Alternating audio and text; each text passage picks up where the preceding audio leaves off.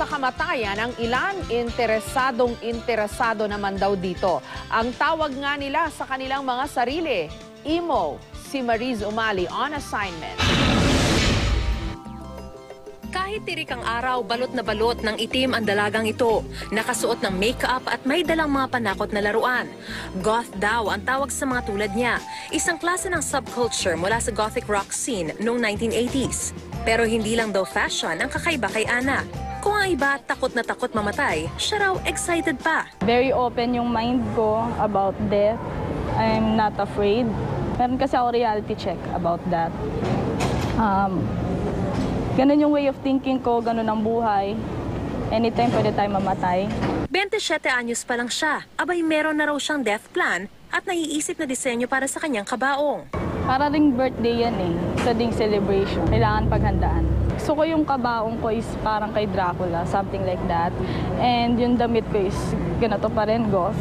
Hindi nag-iisa si Ana sa mga naghahanda sa kanilang pagyao. Katunayan ayon sa tala ng Department of Finance Insurance Commission, parami na ng parami ang mga kumukuha ng life insurance sa Pilipinas. Ayon sa isang psychiatrist, wala naman daw masama kung paghandaan ang kamatayan. Parte raw talaga kasi ito na tinatawag na cycle of life. I think we should look at death as a natural part of the cycle of life, just like birth. It comes with the deal. Pero wag naman daw tayong susobra sa pag-iisip ng kamatayan. Si Jeremy di niya tunay na pangalan, ilang beses na raw sinubukang magpakamatay dahil sa matinding kalungkutan.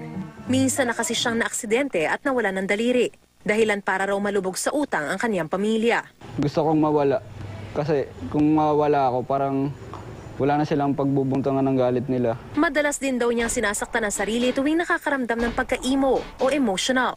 Delikado ang pananakit sa sarili. Katunayan ayon sa Department of Health, ika-siyam ito sa mga nangungunang dahilan ng pagkamatay sa mga kabataan.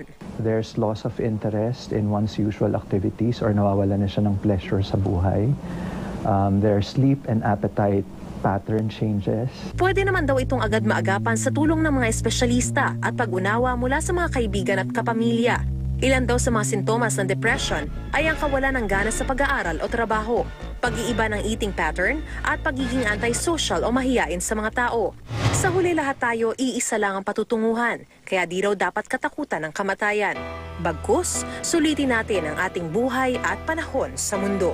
There's a saying that we will only fear death in so much as how we are not able to live our lives well. Being able to do all the things that you're able to do according to what is genuinely important to you or according to what genuinely makes you happy. Mariz Umali, GMA News.